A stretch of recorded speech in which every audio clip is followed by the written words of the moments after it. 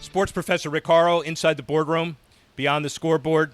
It's an ongoing series of the leaders in sport on and off the field, on and off the course. Here's somebody who is a leader, certainly on the field/course, and with her foundation, second to none as far as what she does. But it's a different context. We're here at, as we said before, the Walmart Championship, Walmart Northwest Arkansas Championship presented by P&G. Morgan Pressel, how are you? I'm great. How are you doing, Rick? I'm awesome. Thank you very much. So, are you tired of the moniker of being the youngest LPGA pro ever to win a modern LPGA major championship?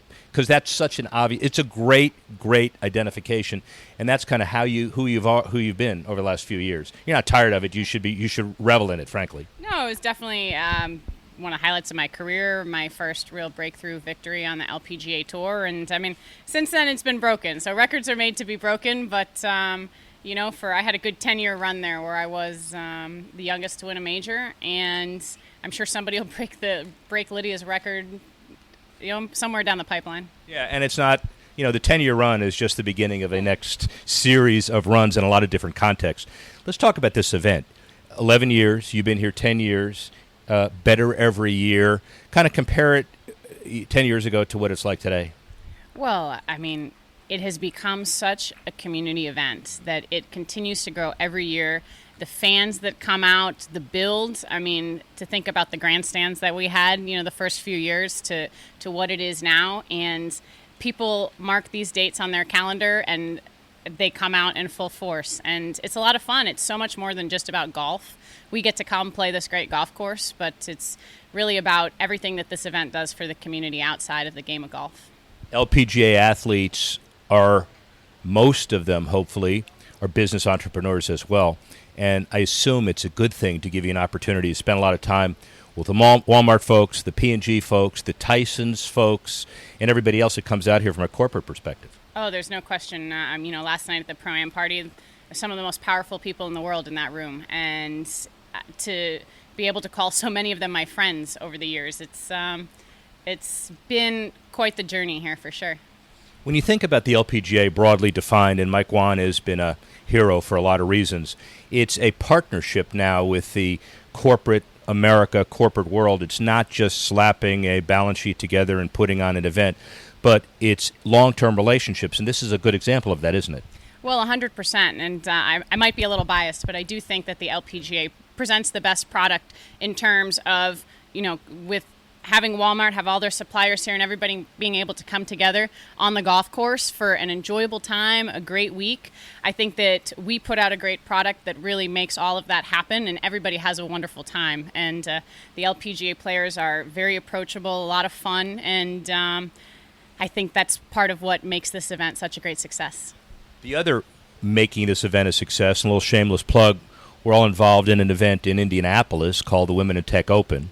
Women in Tech Championship presented by Guggenheim. The idea of, to the professional world-class athletes who participate in these kind of events, putting something on that's special and unique, the Walmart opportunity for the whole week, the Women in Tech dynamic in Indy, that's something that gets your attention, not just playing. The off-the-course stuff is important too, right?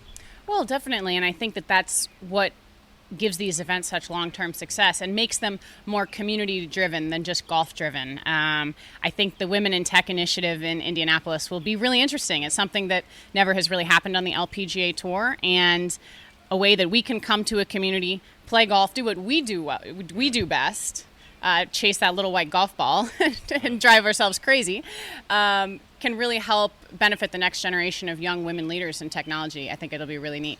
It'll be really neat. The other thing which is very important for Morgan is she got to hit the first ball at the tournament, celebratory. Hit it about 600, 700 yards right down the speedway straightaway. Wasn't that cool? That was cool, wasn't it? That's really cool. And even a couple weeks ago during the Indy 500, I posted a throwback like, hey, I remember when I hit a drive down pit row off the Yard of Bricks, and everyone's like, that is so cool. It's just, and I'm not a race fan, and I've not grown up in that being a fan of the Indy or of IndyCar, but being around it, it's incredible. The structure, everything around the speedway, and I mean, playing that tournament with 4 holes inside the track will be a lot of fun too. And it's all about partnership. Walmart, Tyson's, P&G here, Indianapolis Motor Speedway, Guggenheim there. Mike Wan broadly has really built some interesting coalitions.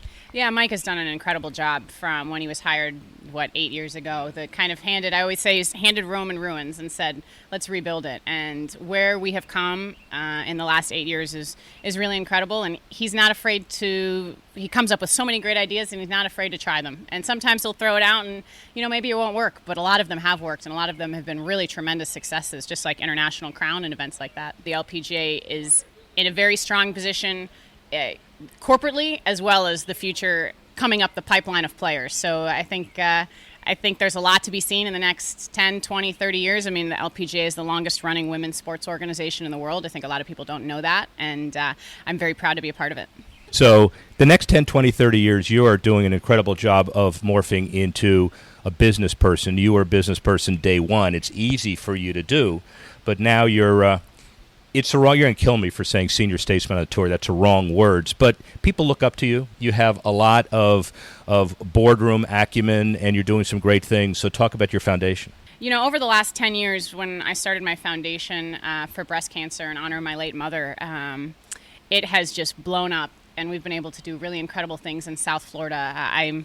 The community where we host the event, St. Andrews Country Club, has been one of my most incredible supporters. I could not do it without them and without everything that they have put in, energy, time, investment. It's just we're being able to make a difference to the lives of young women in South Florida fighting breast cancer, and even encouraging them to get tested, which is my biggest push and challenge to all young women is find out, get your mammogram, don't wait, you don't want to catch it until it's too late, because to this day, the best way to fight breast cancer is to catch it early. Yeah. If you catch it too late, we don't have the drug technology quite yet. And that's, 10, 15, 20 years down the road, potentially. But right now, today, is get tested, get checked. So, what do you say to the Charles Barkleys of the world that say that athletes are not role models? I can only live the way that I was brought up and the way that I was taught, and I certainly try to be a role model every day. I had incredible role models growing up, both on the golf course and off the golf course. And, as women golfers, we have so many young kids that come out to our tournaments, and it's our job to inspire the next generation and show them what you should act like as a professional out here. So what's next for Morgan Pressel? I'm going to a little bit more of the same. Going to keep chasing that little white golf ball around, and I'm, working really hard trying to get my game back on track where I'd like it to be. It's not quite there, and it never is there, but always a constant pursuit towards playing better. And my husband and I would certainly like to have a family, but that's probably a couple years away. And as long as my body holds up, I'd really like to continue to play golf as long as I can continue to compete at the highest level. And from there, who knows? I'm not ruling anything out or trying to put a limit on anything, just kind of going with the flow as it is right now. Morgan Pressel, thank you very much. Thanks for listening to this